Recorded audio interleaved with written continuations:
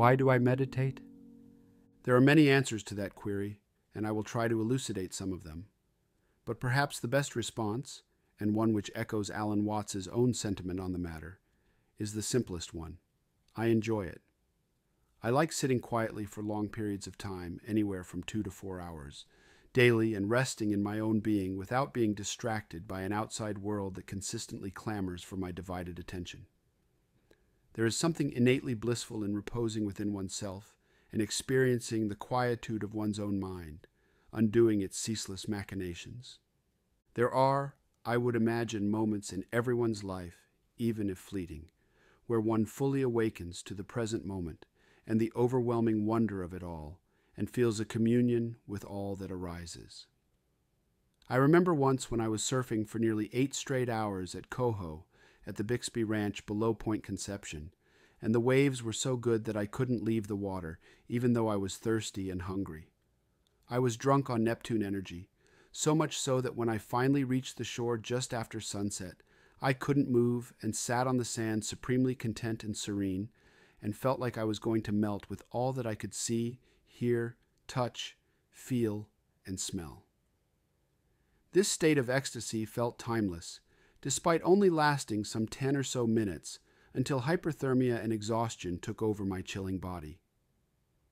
I bring this up because meditation for me is akin to why I surf.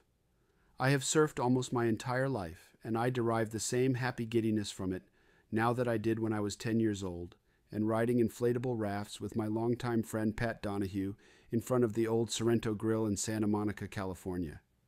Why?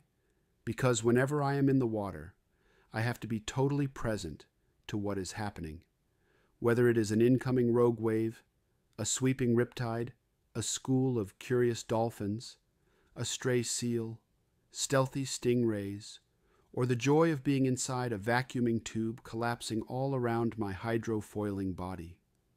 The writer for The New Yorker, William Finnegan, in his meandering but engaging book, Barbarian Days, captured this feeling well, when, in a recent article published in The Concourse, he recalls how Kelly Slater, the most celebrated surfer in the modern era, remarked when asked by an interviewer how he felt after winning another world title and $100,000 at Pipeline in Hawaii, exclaimed, "I'd give it back to have another half hour with 2 guys out there." To which Finnegan commented, "He's dead serious." Happiness, in one insightful definition, is when we are awake to a present moment that we want to fully be in. The glitch, of course, is that there are far too many times in which we don't want to be there, where we reflect more about our past or fantasize about some future possibility. Meditation is quite simply allowing consciousness to be present and allowing it to envelop upon itself. I have noticed that continued practice is a privilege and not a discipline, even though at first it may appear like that. I think Gerald Edelman, the distinguished Nobel Prize winner and controversial pioneer in consciousness studies, captures the essence of why meditation works by his twofold understanding of awareness. Human beings, unlike almost all other animals, are too often trapped with their own dissociative states, and as such are caught within a web of virtual simulations. While this second nature capacity evolved as a great advantage to Homo sapiens, simulating before acting is advantageous in a Hunger Game-like world, just as insourcing outcomes before outsourcing them in a real world tends to keep one alive. It also comes with a very heavy price. We are prone to imprison ourselves in virtual reflections and projections, and not witness how these manifestations arise from our own consciousness as such. Meditation is a process to trace the source from which all such manifestations arise, similar to being in an ocean and understanding how and why waves arise upon its surface, without forgetting that they too are part and parcel of the sea. We are, lest we forget, part of all that arises, and diving deep into that ocean of being allows a never-ending journey into the mystery of what it is to be alive and conscious. As for myself, I have noticed that Shabd Yoga practice is a very practical method of focusing the mind back to its source. It does this by giving one's attention a threefold excuse to sit quietly and not wander outside. First, by repeating a word or words over and over again, it acts as a sort of neurological koan, paradoxically restraining the rational mind from generating narrative sequences. Second, by contemplating at one point or center and being attentive to whatever arises, light, darkness, forms, but not being anxious about such, calms one's entire nervous system to such a degree that the body literally starts to enjoy its own energy without having to expend it needlessly. And third, listening to an apparently unbreakable radiance or melody enlivens one within an unexplored realm. I don't meditate with an end goal or with some underlying desire for a specific enlightened state mentioned in some ancient holy book or postulated by a revered sage. I meditate just like I surf, for the bliss of the ride. Where it will eventually take me is not dissimilar to where life takes us, to the unexpected and to the unexplored. In other words, it is the means of meditation and not some desired end that is fulfilling. I have noticed that if I get anxious about some result, or when I feel a rush as if entering a time and space portal to a new world, I lose my own balance by clutching. Letting go, surrendering to our own consciousness and not succumbing to the endless stream of virtual simulations, which our brains are evolutionarily designed to do, is to apprehend the meta-program and experience why it emerged. Harjit Singh Sandhu, in his foreword to Baba Fakir Chand's brilliant book, Jivan Mukti, explains the process of Surat Shabd yoga meditation well, when he writes, "In meditation, light and sound are natural manifestations of the self. Maharaj Fakir Chand warns us not to stop or get entangled in inner phenomena, the virtual simulator. Instead, he guides us to direct our attention to the silent observer or witness of light and sound. In this manner, one is liberated from all manifestations, physical, mental, and spiritual, and what remains is beyond description. It is what it is." Far too often, meditation practice gets intertwined with a specific path or theological doctrine, such that it becomes a pathway to benefit the outward religion or guru, since the disciple mistakenly believes that without them he could not uncover the mystery of their own being. This is why Ramana Maharshi's quote concerning ultimate realization is so liberating when he writes, "It is false to speak of realization. What is there to realize? The real is as it is always. We are not creating anything new or achieving something which we did not have before. The illustration given in books is this. We dig a well and create a huge pit. The space in the pit or well has not been created by us. We have just removed the earth which was filling the space there. The space was there then and is also there now. Similarly, we have simply to throw out all the age-long samskaras, innate tendencies which are inside us. When all of them have been given up, the self will shine alone." It should also be admitted, however, that meditation can also serve as a scientific expedition, not dissimilar to how one might climb Mount Everest for the first time or voyage to an uncharted island in the Pacific. For instance, Shabd Yoga claims that it can essentially induce a conscious near-death experience and provide one with a glimpse of what it is like to leave one's body and enter into ever-increasing lucid states of awareness. This is a bold claim and one that needs verification, even if the would-be meditator may ultimately arrive at a different interpretation of why such experiences arise. However, for such a hypothesis to be tested, one does need to actually engage in the practice and at least observe such inward phenomena.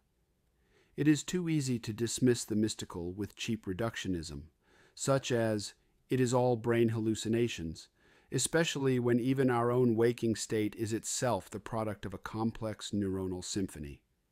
Hence, there is a pioneering aspect to meditation that can, at times, be quite exhilarating.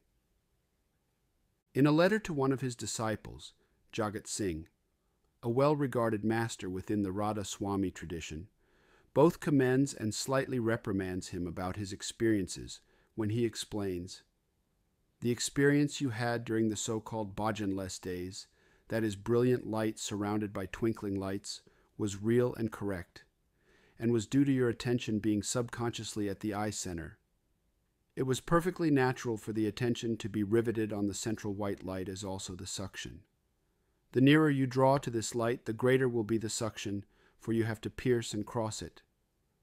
You did miss something there, for you should not have battled against this suction. You should have remained relaxed and allowed yourself to be drawn up. Jagat Singh's advice is a procedural one and offers a tantalizing clue about how to proceed when in such an exalted state of awareness. This reminds me of when I was looking for surf on the backside of Catalina Island on my boat, and I would ask residents their advice about when and where to find good waves. I listened to one seasoned surf veteran who advised me to proceed from Cat Harbor and venture south, being sure to look at two well-known spots first, Shark Harbor and Ben Weston Beach. But he then dangled a tantalizing proposition about an outer reef just off Salta Verde that seldom breaks, but is epic when it does. While I could sit on the back of my boat and armchair dream about such possibilities, I realized that I had to actually motor out there and take a look to confirm what I had been told. Meditation as an expedition is not different in that regard. This naturally doesn't mean that what we experience will invariably be characterized exactly how others have done so before, but it does provide us with the necessary background to make our own adjudications, rightly or wrongly.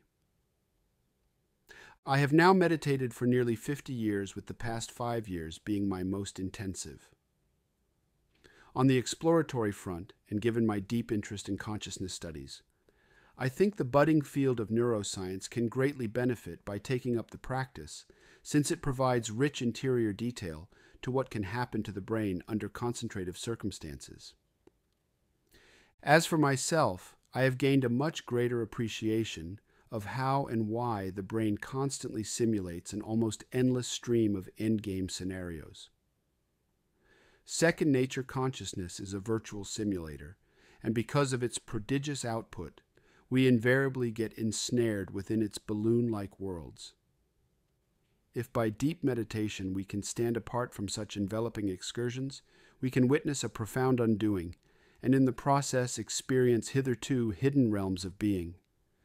Therefore, I cannot say that I meditate for a singular reason, though simple enjoyment remains a mainstay, just as I don't surf with one purpose in mind.